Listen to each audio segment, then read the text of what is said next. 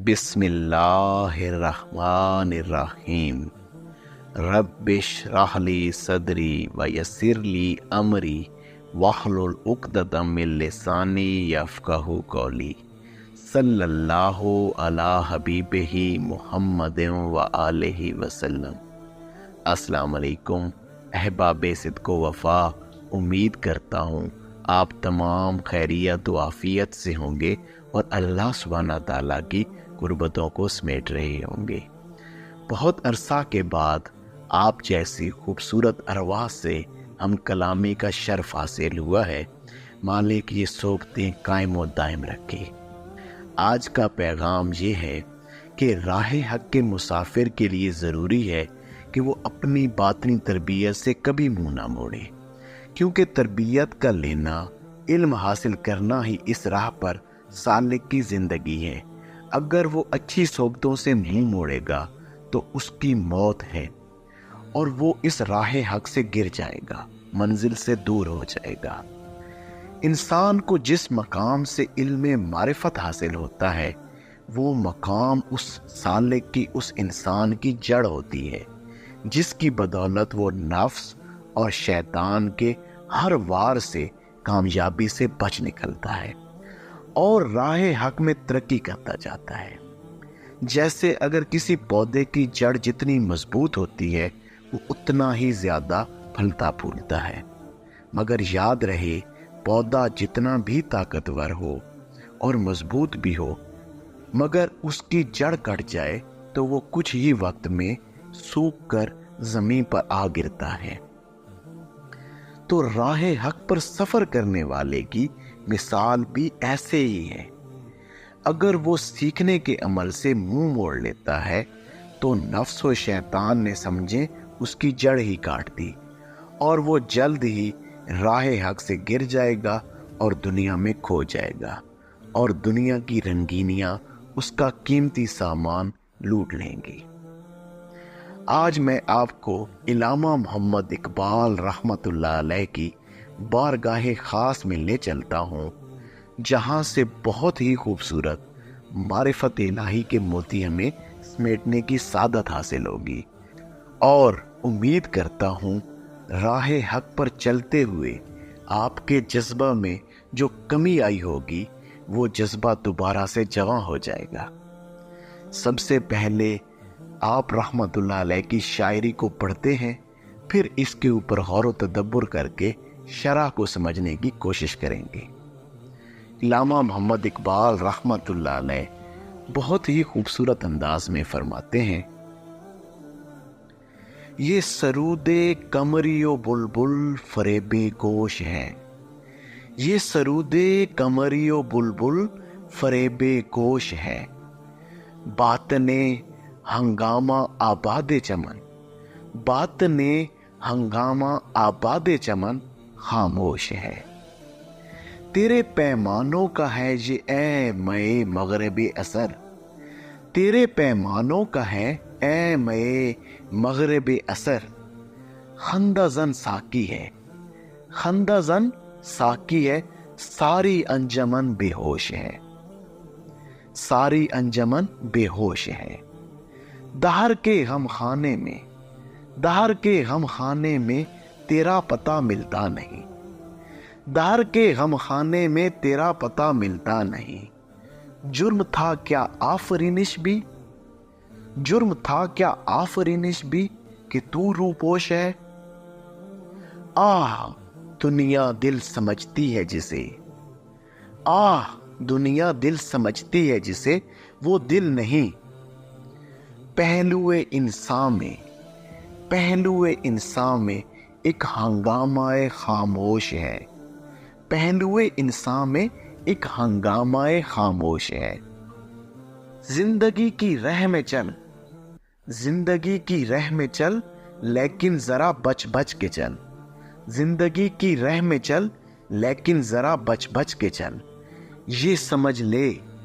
یہ سمجھ لے کوئی مینا خانہ بارے دوش ہے، یہ سمجھ لے کوئی مینا خانہ بارے دوش ہے، جس کے دم سے دلی و لاہور ہم پہلو ہوئے، جس کے دم سے دلی و لاہور ہم پہلو ہوئے، آہ اے اقبال، آہ اے اقبال، وہ بلبل بھی اب خاموش ہے۔ بہت ہی خوبصورت اور معرفت الہی سے لبریز اشعار جو کہ وسعتوں کے انتہاؤں کو اپنے اندر سمیٹے ہوئے ہیں، تو میں انشاءاللہ ان کے خوبصورت معاملات کو آپ احباب کے خوبصورت باطن کے سامنے کھولنے کی کوشش کروں گا۔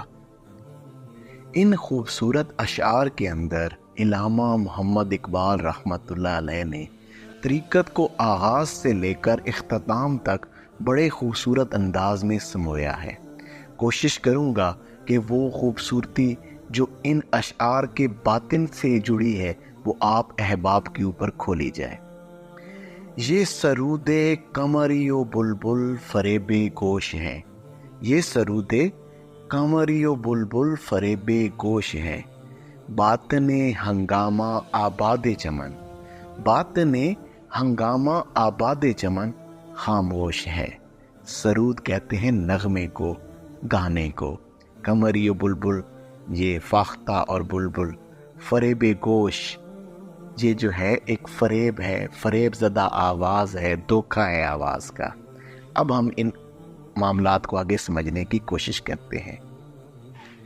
علامہ محمد اقبال رحمۃ اللہ علیہ انسان کو اس دنیا کی حقیقت سے آشنا کر رہے ہیں کہ دیکھو اس دنیا کی جو رنگینیاں ہیں، یہ جو دنیا خوبصورت نغمے سنا کر تم کو اپنی لپیٹ میں لے کر تمہارا گوہر نایاب چرانا چاہتی ہے، تو یاد رکھو یہ فقط دھوکہ ہے، یہ فریب ہے۔ یہ جو رنگینیاں تمہیں اپنی طرف بلاتی ہیں یہ فریب زدہ آوازیں ہیں، اور یاد رکھو یہ دنیا کی رنگینیاں جو بہت خوبصورت نظر آتی ہیں، ان میں ایک خوشیوں کا جہاں نظر آتا ہے، یاد رکھنا اس کے باطن میں فقط خاموشی ہے، اس کی کوئی حقیقت نہیں ہے، یہ دھوکہ ہے، یہ فریب ہے، لہٰذا اس میں کھو کر اپنی روح کی خوبصورتی کو بیچ نہ دینا۔ بڑے خوبصورت انداز میں آپ نے یہ راز سمجھایا ہے کہ یہ دنیا جو ہے یہ دھوکہ ہے، یہ دنیا جو کچھ نظر آ رہا ہے، جو دیکھ رہا ہے اس دنیا کو، جو تمہارے اندر کی روح اس دنیا کو دیکھ رہی ہے وہ حقیقت ہے، لیکن جو کچھ تمہیں نظر آ رہا ہے وہ فقط دھوکہ ہے۔ لیکن افسوس کہ ہم جو چیز دیکھتے ہیں ہم اس کو تو حقیقت سمجھتے ہیں، لیکن جو دیکھ رہا ہے اس کی ہمیں پہچان ہی نہیں، ہم اس کو بھول چکے ہیں، اپنی روح کو بھول چکے ہیں۔ اگلے اشعار میں پھر اب پہلے دنیا کی حقیقت کو بتایا آپ نے، اب اگلے اشعار میں کیا خوبصورتی سے آپ اگلے معاملات کو کھول رہے ہیں۔ تیرے پیمانوں کا ہے اے مے مغرب اثر، تیرے پیمانوں کا ہے اے مے مغرب اثر، خندہ زن ساقی ہے، خندہ زن ساقی ہے، ساری انجمن بے ہوش ہے، خندہ زن ساقی ہے، ساری انجمن بے ہوش ہے۔ ان اشعار کے اندر علامہ محمد اقبال رحمۃ اللہ علیہ مسلمانوں کی سوئی ہوئی عقابی روح کو بیدار کرنے کی کوشش فرما رہے ہیں کہ دیکھو مغرب نے مسلمانوں کی روح کو مارنے اور نفس کی طاقت کو بڑھانے کے لیے طرح طرح کی رنگینیاں پیدا کر دی ہیں، اور افسوس ہم مسلمان بھی ان کے اس جال میں پھنس چکے ہیں، اور ان رنگینیوں کے بدلے اپنی روح کا عشق، اپنی روح کا وجدان چند نفسانی خواہشات کے ٹکوں کے عوض ہم بیچ دیتے ہیں۔ انہوں نے ہمیں جو دھوکہ دیا ہم نے خوشی سے وہ دھوکہ کھا لیا، ہم خوشی سے اس دھوکہ میں مبتلا ہوئے، اور پھر اس کا اثر کیا ہوا؟ اس کا اثر یہ ہوا کہ اب وہی مغربی سوچ، اب وہی نفسانی خواہشات کے بت ہمارے اندر بیٹھے مسکرا رہے ہیں، خندہ زن ہو رہے ہیں، مسکرا رہے ہیں، اور ہماری روح کی شادمانیاں، ہماری روح کی شادابیاں اور ہماری روح کی خوبصورتیاں نہ جانے کہاں کھو گئی ہیں۔ ہمارے باطن کی دنیا غیر آباد ہو گئی ہے۔ جس روح کو اللہ نے اپنی قربتوں کے سفر طے کرنے کے لیے پیدا کیا تھا اب وہ بے ہوش ہے، اور ہمارے اندر ہمارا نفس حکمران ہے۔ دہر کے غم خانے میں تیرا پتہ ملتا نہیں، دہر کے غم خانے میں تیرا پتہ ملتا نہیں، جرم تھا کیا آفرینش بھی، جرم تھا کیا آفرینش بھی کہ تو روپوش ہے۔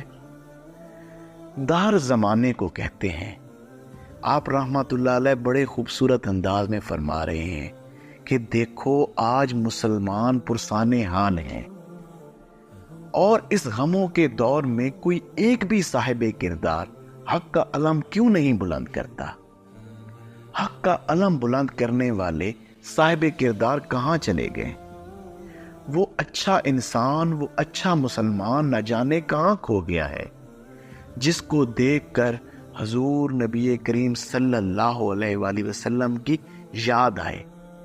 وہ اتنی پیروی حبیب کریم صلی اللہ علیہ وآلہ وسلم میں گم ہو کہ اس کو دیکھ کر حضور سرور عالم صلی اللہ علیہ وآلہ وسلم کی یاد آئے، ساتھ میں اللہ کی بھی یاد آئے۔ حضور کے تربیت یافتہ صحابی رضوان اللہ علیہ اجمعین میں تو یہ خوبصورتی موجود تھی کہ جس بھی صحابی کو دیکھا جاتا تو حضور نبی کریم صلی اللہ علیہ وآلہ وسلم کی یاد آ جاتی اور اللہ کے احکامات کا عملی نمونہ نظر آ جاتا۔ مگر دور حاضر میں ہم مسلمانوں سے یہ نعمت نہ جانے کہاں کھو گئی ہے۔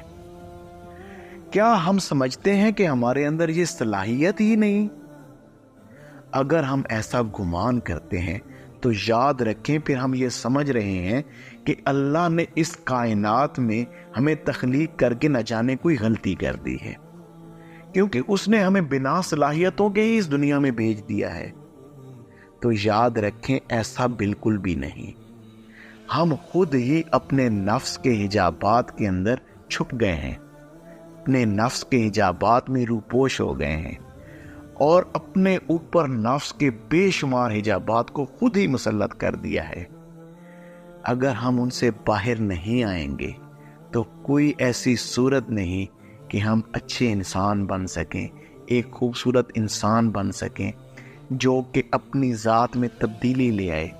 جس کو دیکھ کر حضور نبی کریم صلی اللہ علیہ وآلہ وسلم کی یاد آئے، اس کو دیکھ کر اللہ کی یاد آئے، جو صاحب کردار ہو۔ تو ہم اپنے نفس کے حجابات سے اگر باہر نہیں آئیں گے تو یہ کسی صورت ممکن نہیں کہ ہم اچھے انسان بن جائیں۔ اور اگر ہمیں یہ نعمت نصیب ہو جائے تو پھر اس کو خود تک محدود نہیں کرنا ہوتا، بلکہ اس کو دوسروں تک پہنچانا بھی آپ کی ذمہ داری ہوتی ہے۔ اب اگلے اشعار میں آپ نے بڑے خوبصورت انداز میں وہ راز بھی بتایا کہ کیسے اچھا انسان بنا جائے، کیسے وہ خوبصورت انسان والی خوبصورتی اپنے اندر لائی جائے۔ سنیے گا۔ آہ دنیا دل سمجھتی ہے جسے، آہ دنیا دل سمجھتی ہے جسے وہ دل نہیں، پہلو انسان میں ایک ہنگامہ خاموش ہے، پہلو انسان میں ایک ہنگامہ خاموش ہے۔ ان اشعار میں علامہ محمد اقبال رحمۃ اللہ علیہ نے بہت ہی خوبصورت انداز میں اچھا انسان بننے کا وہ راز، وہ طریقہ بھی کھول دیا کہ دیکھو یہ دنیا میں انسان بدل سکتا ہے، اگر کب بدلے گا، کب وہ اپنے آپ کو بدل لے گا؟ جب اس کا دل بدل جائے گا، جب اس کا قلب صاف ہو جائے گا تو وہ بھی بدل جائے گا۔ اور ساتھ میں یہ راز بھی سمجھایا کہ دنیا جس کو دل سمجھتی ہے وہ دل نہیں، یہ جو تمہارے اندر ایک گوشت کا لوتھڑا پھڑک رہا ہے، اس کو اگر تم دل سمجھتے ہو تو یہ والا دل بدلنے سے دل انسان نہیں بدلتا، بلکہ وہ دل روح کا دل ہے، وہ روح کے اوپر ایک خاص مقام ہے جس کو قلب کہا جاتا ہے، جس کو دل کہا جاتا ہے۔ وہ مقام ہے جس سے اللہ کے نور و تجلیات روح کے اندر داخل ہوتے ہیں اور وہی روح کی خوراک ہے۔ آپ فرما رہے ہیں جب وہ دل ٹھیک ہو جاتا ہے، جس کا وہ دل بہترین ہو جاتا ہے، اگر وہ خاموش ہے تو پھر تو کچھ بھی نہیں، لیکن اگر وہ آباد ہو گیا تو ایک نیا جہاں کھل جاتا ہے۔ ایک ہنگامہ خاموش ہے، ابھی اس کے اندر وہ خاموشی ہے تو کچھ بھی نہیں ہے، لیکن جب وہ آباد ہو جاتا ہے تو ایک نیا جہاں کھلتا ہے۔ اگر آپ بھی چاہتے ہیں، آپ اپنے اس اصل دل تک رسائی حاصل کرنا چاہتے ہیں، اپنے اس اصل دل کو صاف کرنا چاہتے ہیں، تو آپ ہم سے رابطہ کر سکتے ہیں۔ ہم انشاءاللہ آپ کو وہ راز سمجھائیں گے کہ کس طریقے سے اس دل کی صفائی کی جاتی ہے، کس طریقے سے اپنے دل کی اس خاموشی کو زندگی میں بدلا جاتا ہے، اور دائمی زندگی کیسے حاصل کی جاتی ہے۔ اس کے لیے آپ ہمارے ساتھ ہمارے نمبر کے اوپر بھی رابطہ کر سکتے ہیں جو اسکرین کے اوپر آپ کو نظر آ رہا ہے، 033368211718۔ اس پہ آپ مجھے واٹس ایپ پہ بھی رابطہ کر سکتے ہیں یا پرسنلی کال بھی کر سکتے ہیں، کوئی ایسی بات نہیں ہے۔ اس کے علاوہ ہمارے گروپس کے لنک بھی ڈسکرپشن میں موجود ہیں، وہاں سے بھی آپ ہمارے ساتھ مل سکتے ہیں، جڑ سکتے ہیں، تاکہ اس خوبصورتی سے تعلیمات لے کر اپنی روح کے معاملات کو آگے بڑھایا جائے۔ اب اگلے اشعار کی طرف چلتے ہیں، جہاں پہ آپ نے ایک اور خوبصورت راز کھولا کہ اگر تمہیں یہ قلب کی زندگی کا سامان مل گیا، تمہیں کوئی ایسی راہ مل گئی، تو پھر اس کے بعد کیا کرنا ہے؟ سنیے، زندگی کی راہ میں چل، زندگی کی راہ میں چل، لیکن ذرا بچ بچ کے چل، زندگی کی راہ میں چل، لیکن ذرا بچ بچ کے چل، یہ سمجھ لے کوئی مینا خانہ بارے دوش ہے، یہ سمجھ لے کوئی مینا خانہ بارے دوش ہے۔ مینا خانہ کہتے ہیں شراب خانے کو،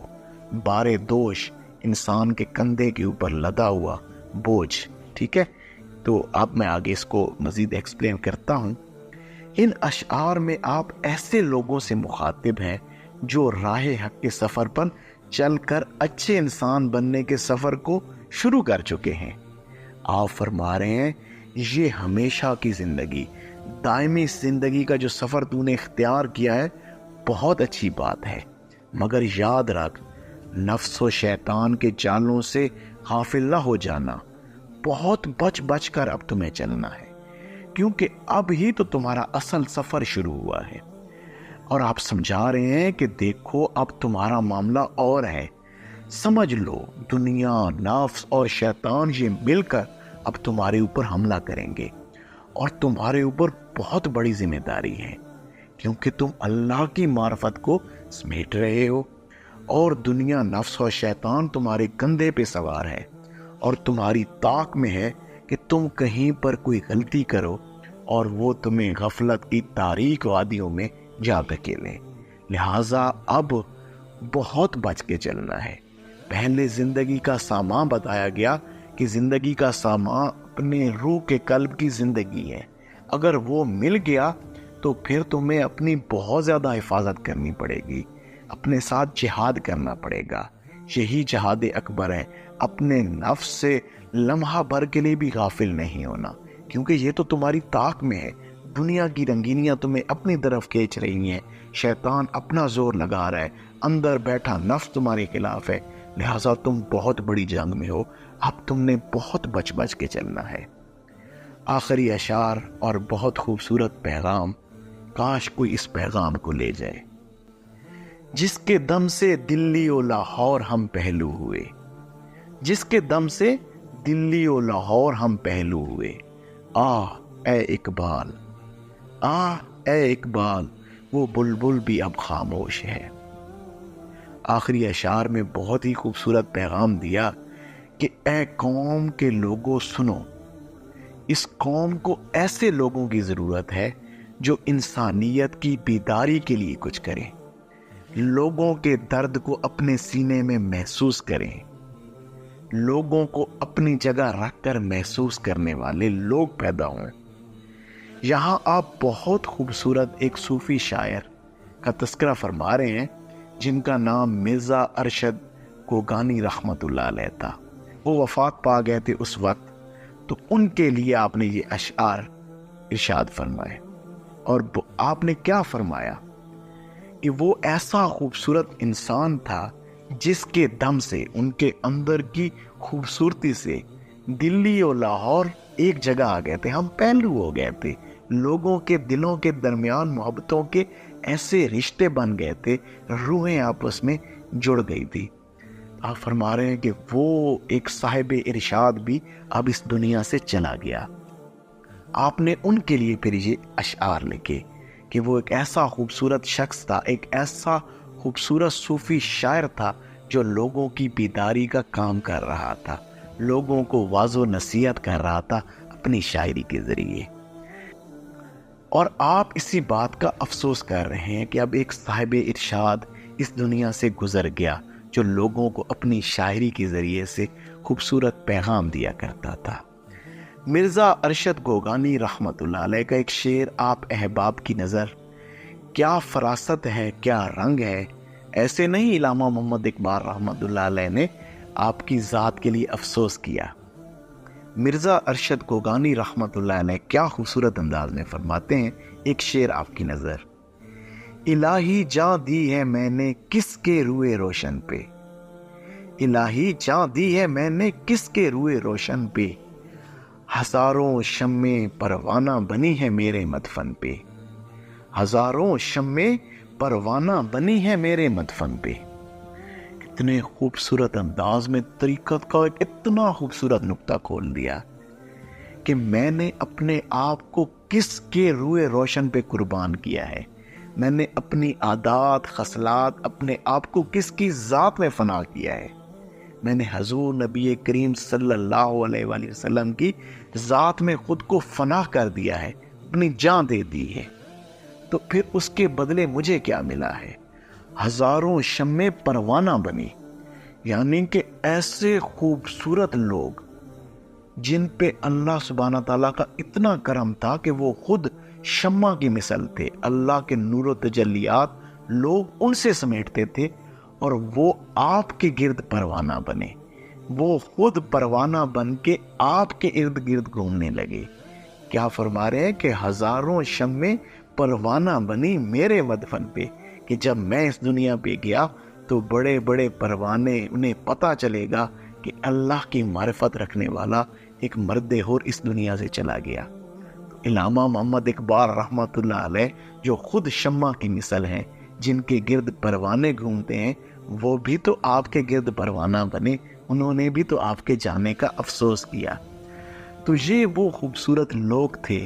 ان کی باتوں میں یہ تاثیر ہے، ان کے ذکر میں یہ تاثیر ہے کہ جو سنتا ہے اس کے دل کی دنیا بھی آباد ہوتی جاتی ہے.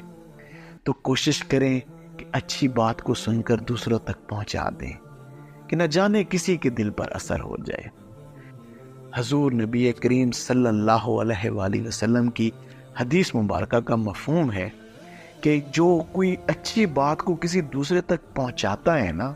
کسی کے لیے درد محسوس کرتا ہے، وجہ بنتا ہے، تو اس کی مثال سمندر کی سی ہے.